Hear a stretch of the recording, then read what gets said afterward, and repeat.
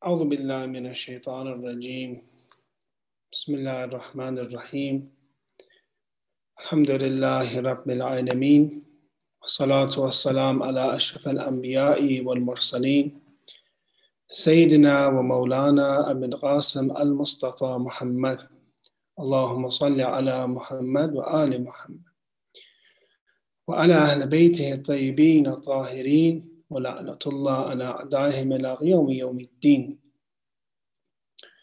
I send you, my brothers and sisters, congratulations to the waladat of Imam Muhammad al-Baqir alayhi salam and the coming of the month of Rajab, which should be on Saturday, inshallah. The month of Rajab in tradition is to be known as the month of God. And in the month of Sha'ban is the month of the Holy Prophet of Islam. And the month of Ramadan is known as the month of the nation of Islam, the Ummah of the Prophet of Islam. So therefore, we have 3 months to concentrate our efforts in pleasing our Lord and making Him content with us. And alhamdulillah, we are starting the month of Rajab with the Wiladat and holy birth anniversary of Imam Muhammad Baqir alayhi salam. When we look at the life of Imam Muhammad Baqir alayhi salam, we see that the Prophet of Islam in Hadith mentioned him. And we have from the famous companion of the Prophet, Jabir ibn Abdullah al-Ansari, that he mentions to him that you will be able to see him. And the Prophet then mentions that يَبْقَرُ الْعِلْمِ بَقَرًا, he will divide knowledge, he will separate knowledge.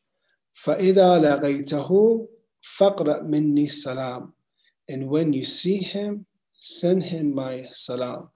So we have the Prophet of Islam, as we have in many hadith, not only talking about successorship of Ali ibn Abi Talib alayhi salam, but also successorship of the other Imams and the 12 Imams, and from the other Imams from the children and progeny of Imam Hussein alayhi salam. Imam Baqir alayhi salam was both from the father's side and mother's side related to the family of the Prophet. We see that his mother is also from the side of Imam Hassan alayhi salam, and his father is from the side of Imam Hussein alayhi salam. Therefore, he is called the Hashimi of the Hashimis, or the Alawi among the Alawi, or the Fatimis among the Fatimi. It is known that he was present in the tragic event of Karbala as a very young age, maybe around 4 years of age. And Imam Baqir alayhi salam lived through 5 contemporary Umayyad caliphs, from Abdul Walid and Sulaiman Abdul Malik to Umar ibn Abdul Aziz, Yazid ibn Abdul Malik, and Hisham ibn Abdul Malik. And he had an imamat of around 19 years.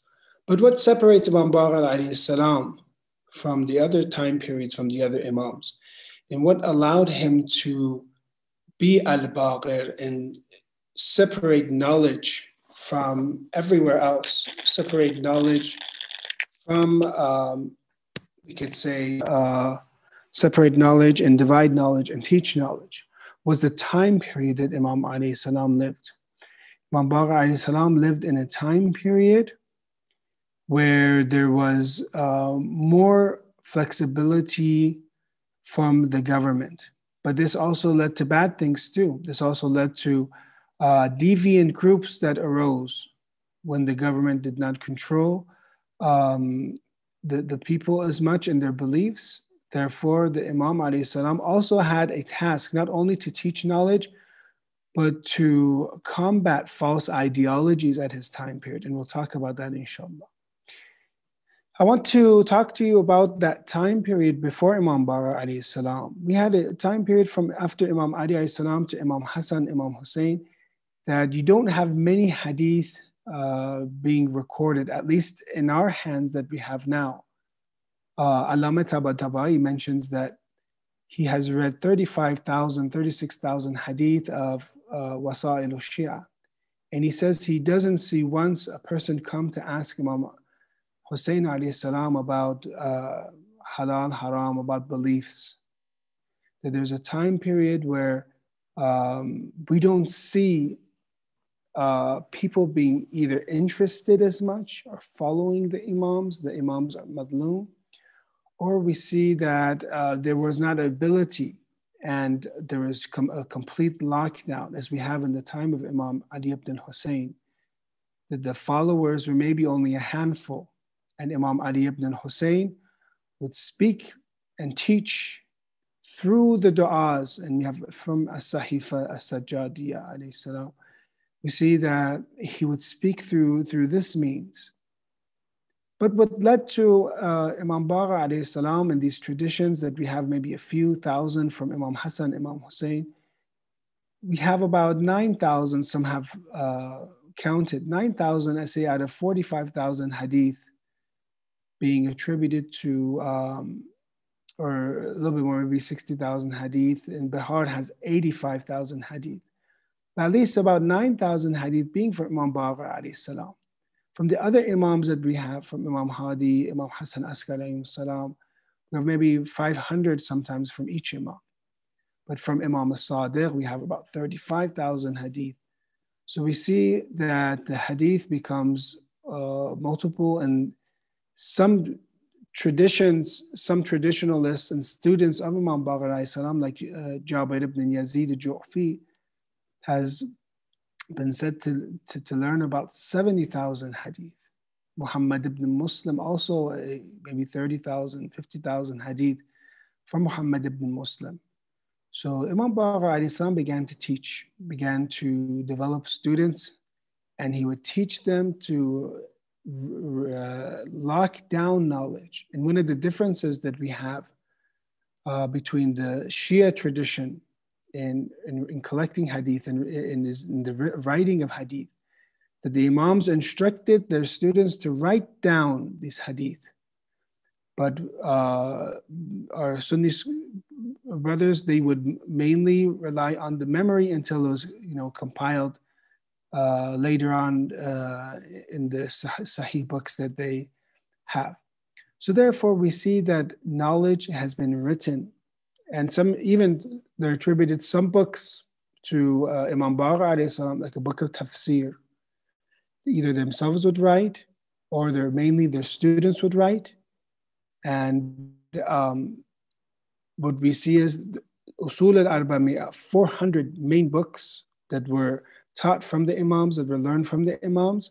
One book of Hajj, for example, or different books. These 400 books later on were compiled, and Al-Kafi used of these to complete his book that we have today, alhamdulillah. So we see a time period that before that knowledge was not allowed to be spread. And you see man at-tadween al-hadith, a time period where the hadith was prohibited to be spread and taught until after Umar ibn Abdul Aziz.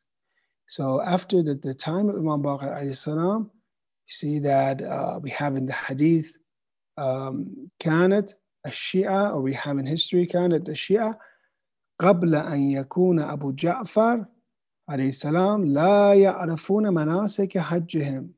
The followers of Ahlul Bayt alayhi salam didn't exactly know the manasik, how to perform Hajj, because of the pressure, the immense pressure that was upon them, and the prohibition of hadith and teaching ahkam.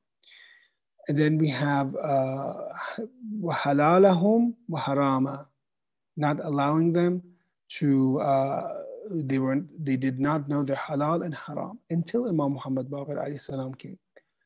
So we can maybe compare the time period we live in now is somehow relatable to time period of Imam Muhammad Baqir, that we are allowed also throughout the world with the technology that we have and with some of the restrictions being lessened upon followers of Ahlul Bayt alayhim salam, and some of the victories that the Shias have had, we are allowed to spread the knowledge of Ahlul Bayt alayhim salam. So this is not a time to be quiet. This is not a time to be silent or inactive. This is the time period of teaching the hadith. And we're going to go through this, how important it is to now share this hadith that we are learning with the entire world. You know, as we have in the traditions of Imam Razavian, if people were just to know the beauty of our speech, they would follow us. So let's share the beauty of the speech of Ahlul Bayt alayhi salam. Let's share their knowledge. Inshallah, people will automatically follow them. We look at a few aspects of the knowledge of Imam Baqir. One is in relation with the Holy Quran. Unfortunately, right after the Prophet of Islam had passed away, the stories that were inside the Quran, because they put the Ahlul Bayt away, they didn't know how to explain these stories. And some of these, inshallah, we'll talk about tonight, some of these stories of the past. So they would refer to Christian scholars, to previous Jewish scholars, like Tamim al-Dari was a Christian scholar, Ka'b al-Ahbar was a Jewish scholar. And they would teach people, but they would incorporate, because they left Ahlul Bayt and they were wondering what these stories were, and they call these Isra'iliyat. And these were incorporated, unfortunately, inside the books and tafsir. And instead of relying on these stories to be explained from Ahlul Bayt, those that had knowledge of the Quran, from Ali ibn Abi Talib, he was left aside, and Tamim al-Dari and Ka'b al-Ahbar began to teach. And this is what led to false interpretations of the Quran.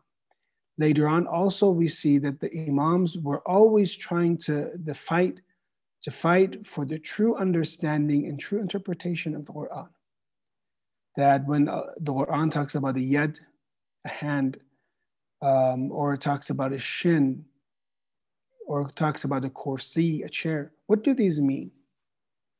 Do these mean that God is similar to humans and has a physical form? No, of course it doesn't. So the Imams were always trying to teach us, لَيْسَ كَمِثْلِهِ شَيْءٍ, nothing is like him, absolutely nothing is like him. He cannot be described by these attributes that are attributes of mankind, of attributes of creation. Imam Baqir alayhi salam asked about, what does Qul huwa Allahu ahad mean? Allahu samad, Surah Tawheed.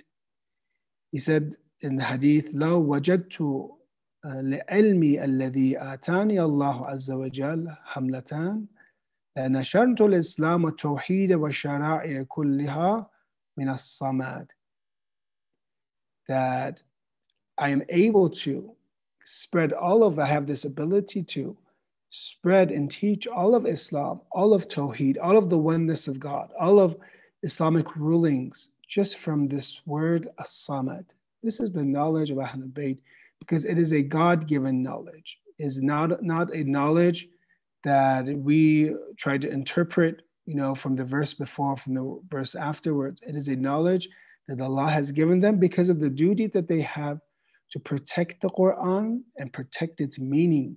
So that you not come with hadith and say that God sits on a throne and the throne grunts, or God has a face. And if that face also if that face, the hijab and barriers were removed, would burn all of creation. Or that God has created man in his own image, as we have in our Sunni brothers' hadith, that our Imams fought against these and fought for the correct interpretation of the Quran. As you know, as-samad is, in meaning, as some of our mufassirin say, is an eternal, azali, eternal refuge. That every being that is in need refers to that eternal and goes to that eternal refuge to take in what it needs. We need existence second by second. We need provision second by second. And we are all, the entire creation, and every contingent existence is replenishing its existence, is granted its existence by the necessary existence by God. So therefore, as-samad, we could say, is that God is ghani, and in no need whatsoever, and everything else that is in need is seeking its refuge by Allah. we have hadith now that are being taught. And one of the duties that we have, as it does not matter if you're in the time of Imam Baqir alayhi salam or in the time that you live now, one of the duties is for us to learn the hadith of Ahlul Bayt alayhi salam, to learn the Quran and to learn hadith. Imam Baqir alayhi salam very beautifully says, know the levels of our Shia by the numbers of hadith from Ahlul Bayt they narrate and their knowledge to them. Do you want to know what level you have to the Ahlul Bayt according to the Ahlul Bayt? Look at how many hadith you know and how many hadith you understand. Very beautifully, Imam Baqir alayhi salam in Bihar says, Inna hadithana yuhyi al-qulub. Truly our tradition enlivens the hearts. We have spent so much time on different things, reading all the time, especially the situation that we have now. A lot of us are just inside the house and aren't allowed or do not go outside as much. So we have more time to read. And we are focusing more, our eyes, unfortunately, will be more on information that sometimes are not very beneficial for us. Let me show you one saying that is so beautiful from Imam Baqir alayhi salam that shows the significance of hadith. لحديث واحد تأخذه عن صادق is better, is خير لك من الدنيا وما فيها. Indeed, one tradition that you receive from a truthful person is better for you than the whole world and all that it contains. One hadith, this isn't Amali al-Mufid. Do we really believe this? Are we at this level that we understand one hadith from the Ahlul Bayt alayhi salam is better than the entire world? Better and some of the traditions say fidda and dhahab, better than silver and gold, and we can add, better than Bitcoin even. Do we really believe that? I remember once going to visit one of the Marajid Taqleed, Ayatollah Wahid Khorasani, and I had a family member that's very pious, truly pious, and he really appreciated the ulama, truly loved the ulama. He never ever spoke bad about an alim ever. And he was a worshiper. He would do Salat al-Layl, he would wake up, not only do Salat al-Layl, he would keep waking up like how the Prophet would do Salat al-Layl. Sleep, wake up throughout the night, taking little naps at night. And we visited Ayatollah Wahid, and he liked his speech so much because the speech of Ayatollah Wahid, of course, it's a compilation of speech he learns from Imam Baqir and Imam Sadi, students of the Imams. And he said to me, this very pious family member of mine says, will you be willing to give the entire world for this one speech that you just heard from this Marja Taqleed? Would you give the entire world for this? And once you reach a very high level of piety and you understand a true Islamic worldview, that these hadith are providing us that light and that direction that we need. If it wasn't for that direction, we would be lost. We wouldn't know what to do in this world. Therefore, the world would be worthless for us. But because one hadith will give you direction, it is worth more the entire world.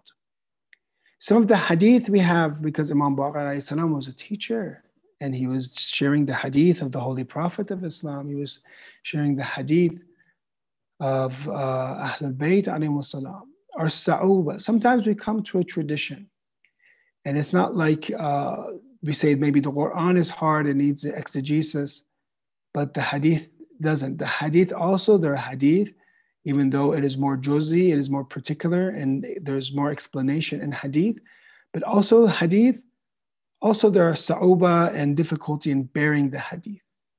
We have in this tradition from Imam Sadiq alayhi salam, inna hadithana sa'bun mustas'ab.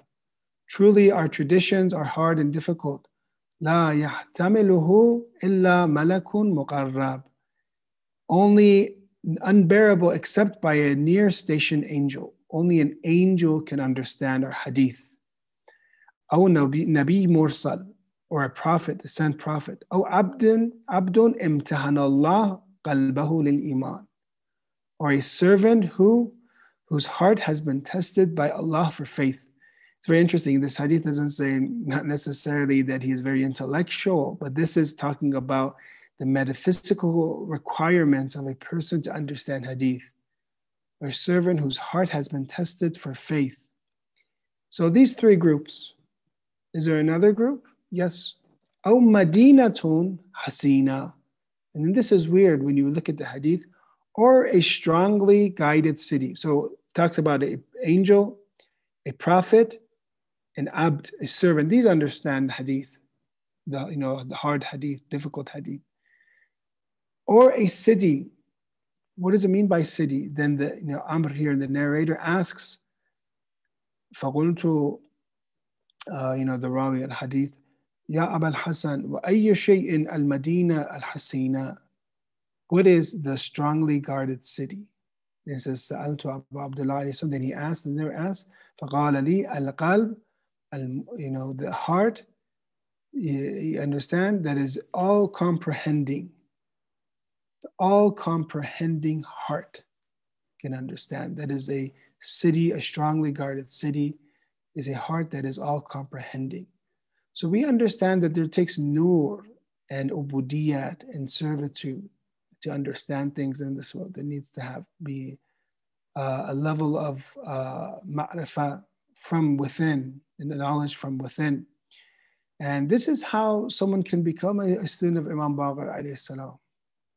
Unfortunately, today we see many speakers, they give a very good speech, but we are looking for action. And those actions is what allows someone to understand the hadith. That action is what allows that person to implement the hadith. And that action allows that person to be mu'athir and to influence others. This week we had the passing away of a great alim in Tehran, North Tehran, by the name of Ayatollah Ziya Abadi. And he was a very pious person. Our teacher, Sheikh Ahmad al-Mushtaidi, wanted him to do his salat al-layl for him. So at nighttime, before they did the official, not salat al-layl, salat al-mayyit, the salat of the mayyit, the salat of the dead body, he had him do it. And this person, I remember seeing him, he would come in a lot of times when you would go there, they're doing the adhan maghrib outside, but because his calculations were very precise, for him, before the radio would do salat adhan of maghrib, it would already be the time for maghrib. When the adhan is going, he was already in his second rak'ah already. Because they say in maghrib, usually if you can look, but a lot of times either the radio, the local radio that we have here, or sometimes the calculations, they give a little bit more ihtiyat, too much ihtiyat sometimes for maghrib. It depends on your location. But in opposite fajr, it doesn't give enough ihtiyat. There should be more ihtiyat in salat al-fajr, the timing for salat al-fajr. But anyways, so he would start maghrib very on time, the jamaat. He would be the first one there early and one of the last people to leave, and he would worship, such an alim. And I remember taking people there that would not do salat, and after meeting him and seeing him speak, they would perform salat. Because a true student of Imam Baqir salam is a person that their speech and their talk is nur, not someone like me. That when they talk, they influence. Remember, one of the sayings of this student of Imam Baqir salam, saying that we right now, the world is indulged in the dunya, and people, inhabitants of the world, are indulged in materialism. And as you see now, everyone is working for the dunya, trying to get more of the dunya. But he says, but at the same time, right now we see there are also slaves and servants of God that are worshiping him. And the fact that the entire world is indulging themselves in the lower desires doesn't mean that we should separate ourselves from the worship of God. And he gives the example of the wife of Pharaoh. She is surrounded by kufr and unbelief and challenging the Prophet of the time, challenging Allah and saying, Ana rabbakum ala, I am your high Lord. But such a wife that is surrounded in such a circumstance, surrounded as a circumstance of shirk and polytheism. We see that there is Tawheed and the Nur of Tawheed in the wife of the Pharaoh. So we can at the same time, doesn't matter what environment you live, what time period you live. Even, the tradition says we're the yateems of al-Muhammad, we're the orphans of al-Muhammad. We can still preserve our faith and be a slave of God. This does not matter what situation we're at. So this is, so far, we're talking about being a student of Imam Baqir alayhi salam and learning from those that have implemented and they have not only knowledge, but they have more action than knowledge, which is not someone like me, but inshallah, we are trying to learn. The other realm of the life of Imam Baqir alayhi salam, we see, is the realm of theology. And that is that due to the opportunity and the lack of pressure and control by the government, there were existing other groups from the Khawarij, and Imam would mention that they were taking things very strict on themselves, and Allah has not made this religion this strict, that the Khawarij have. And when it came to Murji'a, others groups, theological groups that he fought against, or using analogy and jurisprudence, he fought. But one of the interesting debates that Imam Baqir alayhi salam has is with this Christian scholar. And we can learn from these debates that the Imams have and how they had debates. And when he was invited to Sham, to Syria, possibly forcefully, there's a Christian scholar that, caught the audience and people were following him. And the Imam alayhi salam, he asked the Imam, are you one of us? Are you Christian or Muslim? And in this hadith in al-Kafi, the Imam says, I'm a Muslim. The Christian scholar says, a Muslim scholar or an ignorant Muslim? And the Imam replies in the hadith, not an ignorant one. Should I ask you questions first, or will you ask questions? The Imam says, ask questions if you will. Then this bishop, he could say, why do you Muslims claim the residents of heaven eat and drink without discharging excrements? Is there an obvious analog for this in this world? Why in heaven you say Muslims, you eat food, but do you not use the restroom? Can you give an example in this world? The Imam very cleverly says, yes, the obvious analog is the fetus feeding in its mother's womb without discharging any excrements. You see today, and I looked this up in science, you see that a child just gets its nutrition, and also the waste is removed in the same way. There's no, you could say, feces, except for extreme cases or very minor cases. But in general, the unborn child is in the same way provided nutrients, and the waste receives and does not have excrements. The Christian scholar says, wonderful. Did you say that you were not a scholar? The Imam says, I did not say so. I just said that I was not ignorant. Then he asks him this question. The Christian scholar asks, what about heavenly fruits and blessings?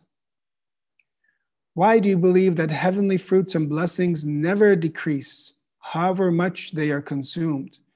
They remain as they were. Is there an obvious analog or analogy, you say, analogy for this in this world, an example?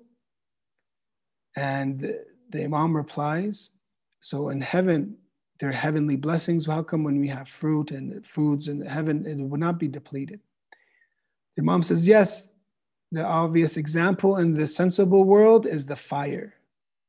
If you light hundreds of candles from the flame of a candle, the first flame will remain as it were without being decreased. Then he asks about which time is either night or day. Imam Baqir alayhi salam, the separator of knowledge, says this is the time between the dawn and the sunrise when people in trouble find peace. When he heard this, the Christian scholar screamed and says, only one question remains. I swear to God that you can never answer this one. The Imam says, you have certainly taken a false oath. And he asks him, let me know about two people who were born on the same day and died on the same day. While one of them lived 50 years and the other lived for 150 years. How can it be possible? Two people born on the same day, died on the same day, but one lived for 50 and 150. The Imam answers, Imam Baqir answers, they are Uzair and Azra. When they were 25 years old, Uzair was passing the village while riding an animal, a donkey. He said that the village was completely destroyed. And he asked Allah in the Quran, you can refer to this verse in the Holy Quran, 159, and understand that in this verse, it mentions 259, Surah Baqarah 259. أو كالذي مر على قرية وهي خاوية على عروشها. Or consider such an example as the one who passed by a township which has fallen into ruin.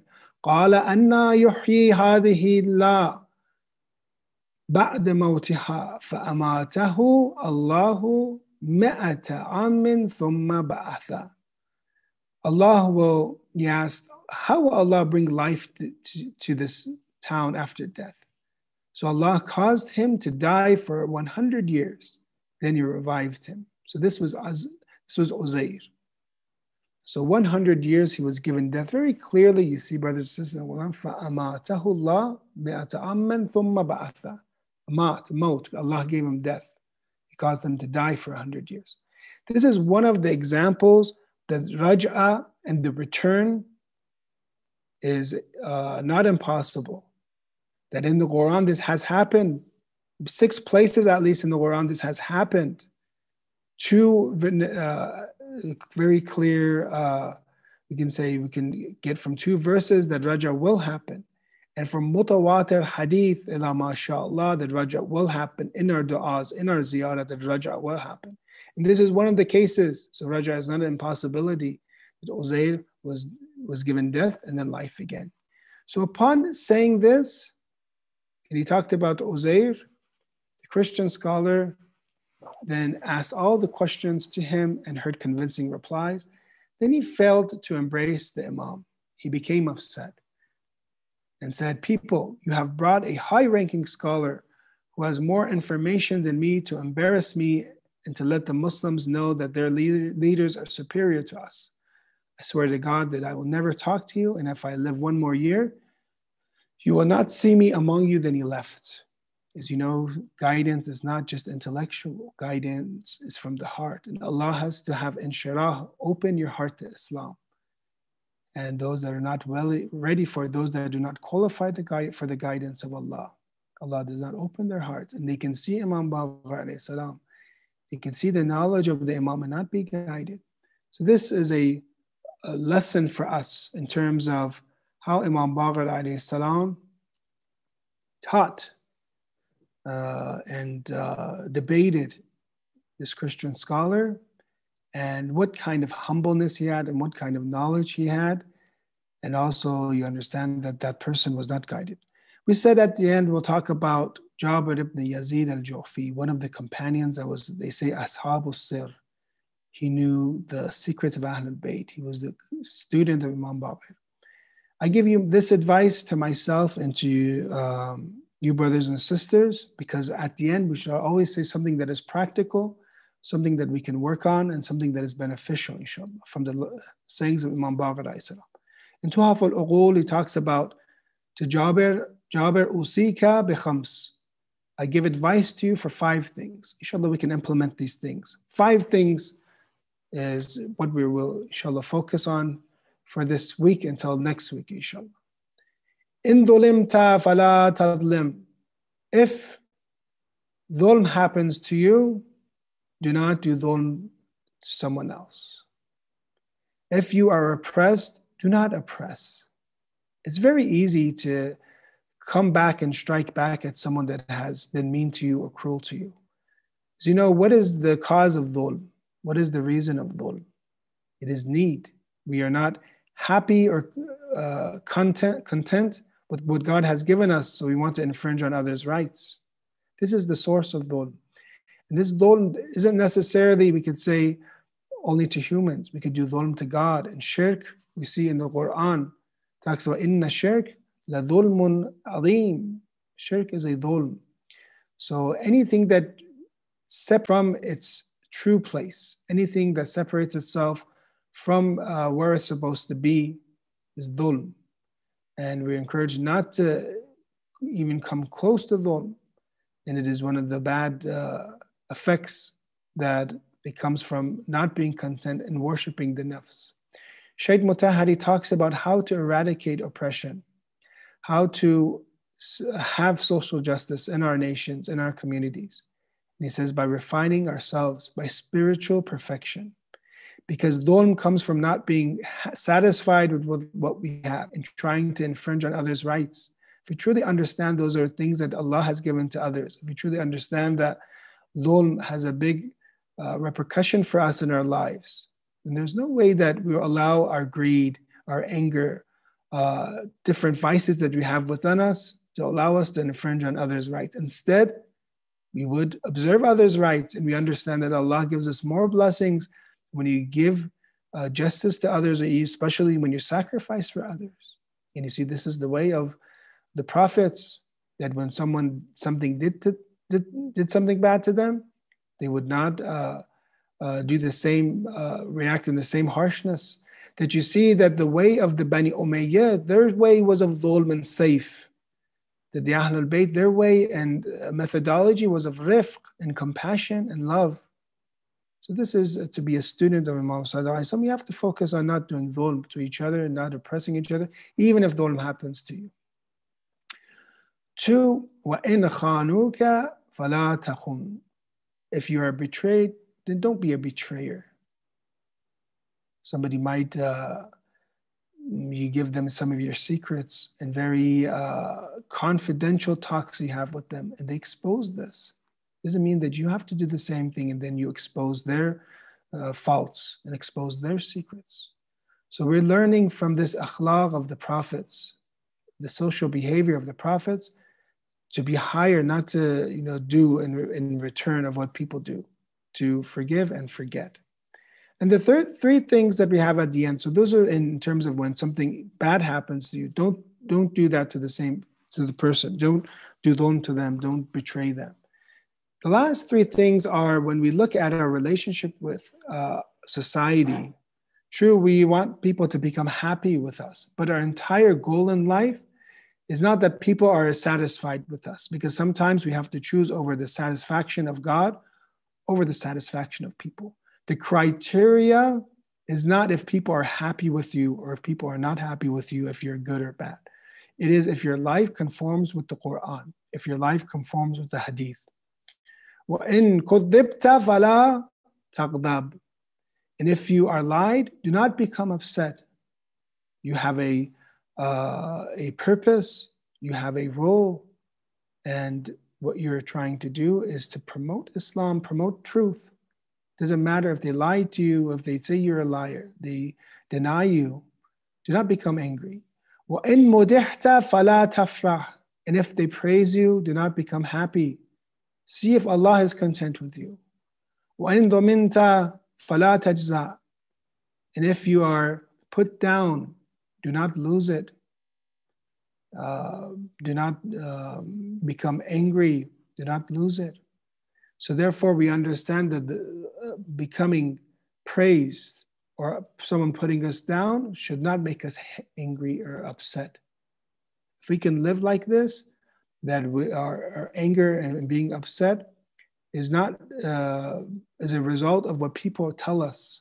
Sometimes, some of us are very sensitive, and people tell you things that sometimes it upsets you or it discourages you.